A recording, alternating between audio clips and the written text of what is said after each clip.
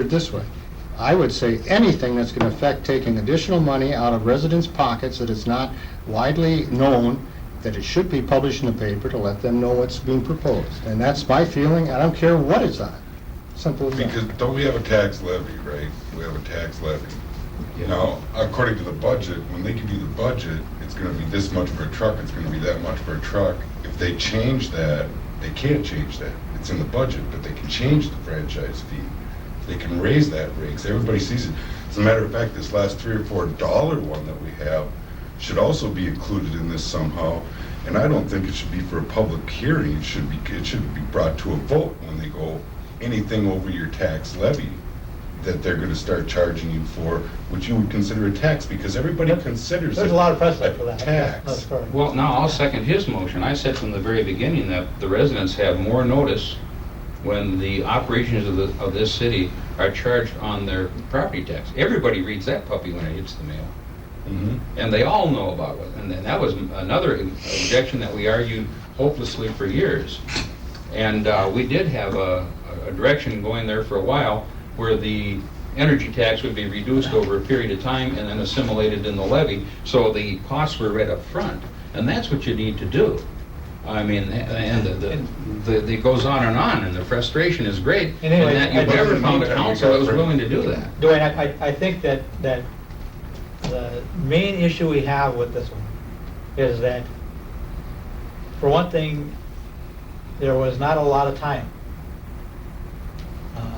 There were already, the Charter Commission had its plate full, very full. And this is one of those issues that was requested by the council and the attorney to deal with public heat. And I may well agree with you that it maybe doesn't need to be dealt with at all, or it maybe needs to be carefully looked at how we currently deal with budgeting issues themselves, not this one franchise fee, which might be interpreted incorrectly. But we will have to look at that issue again and decide what way to go with it. And my opinion is that the way it was crafted, neither would have addressed the original problem, nor solved a number of other problems that fall in the same category, and it may well be totally in the wrong place in the charter.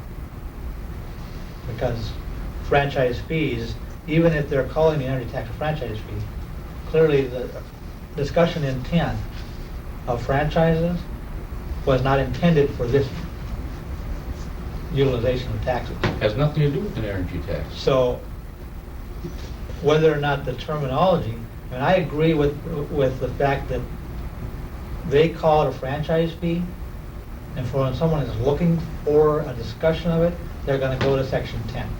Can I make a comment here? You talk about, there seems to be an argument, a distinguishing between a tax and a fee here.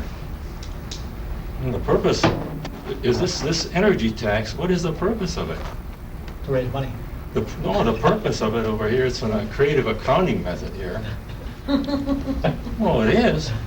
Creative accounting method for the taxpayers to pay for costs here that are incurred against the city by the utility, engineering fees and so on. Rather than coming out of the general fund, we're going to have the people pay here for NSP coming over here and assessing, surveying something or whatever they're going to do, and we're going to, in a roundabout way, make that a tax. No. That's not true?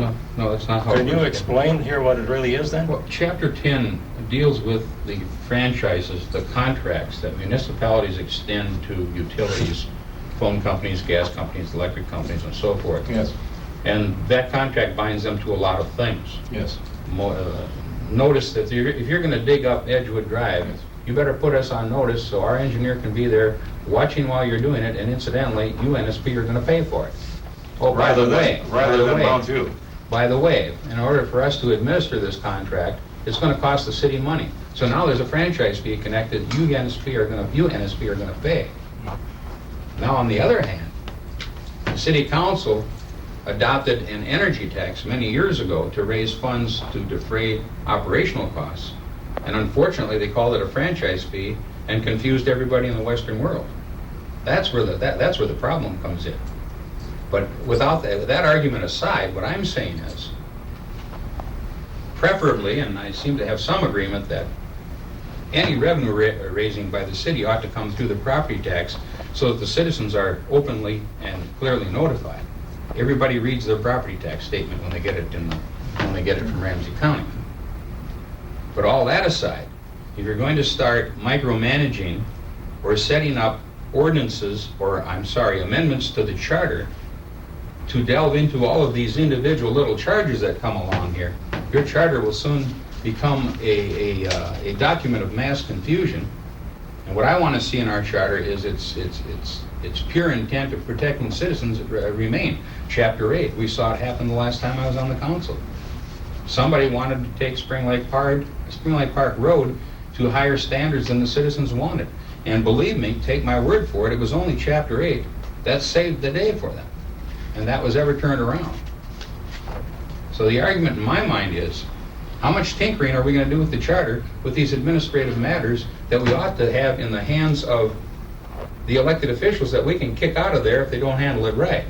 Now, if we're talking about public notification, I'm sorry if I sound just a little bit less than totally thrilled at that. I remember the number of meetings that I went through, Bill, when you were the only one in the audience. A lot of them. So I don't know how you ram information down the public's throat.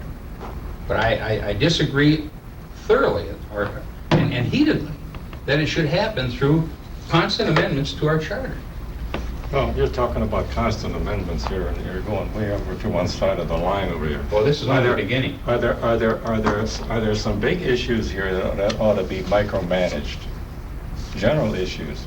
You know, we're not allowed to object by referendum against resolutions. No. Are there any? Should that be? How should we work into that area? Or how should the council work? Yeah. Charter commission work in that area? Are you saying over here we shouldn't tinker with it at all? Or are there some issues that are allowed to be tinkered with? Oh, certainly there are things that I'm sure as we go along here, like, and you just raised one point on whether resolution should be allowed to go to referendum or not. It isn't necessary. The things that we're concerned with, the big ticket items that reach in our pockets, are all required to go through the budgeting process. There you have your public notice and your involvement. But don't you think that when the residents come forward and say, we have a problem, and they ask for help, something should be done? Absolutely. Whether it's this or something to help with this? Absolutely. Okay. And all I'm saying, Michelle, is that if they go to the proper forum, a venue, that would be a council meeting on these administrative issues. Well, they did that. If they don't get redress there, then why are those folks still in office?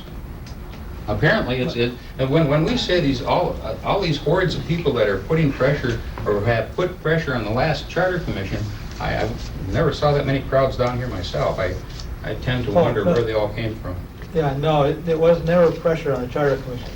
The request to the Charter Commission came from the council through their attorney, and came in the form of letters. 2 minutes? Can we do that? Yes. If I can get out of here.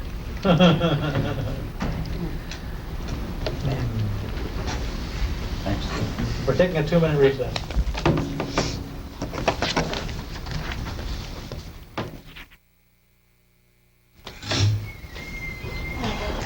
Drink of water. Every time someone explains, I go.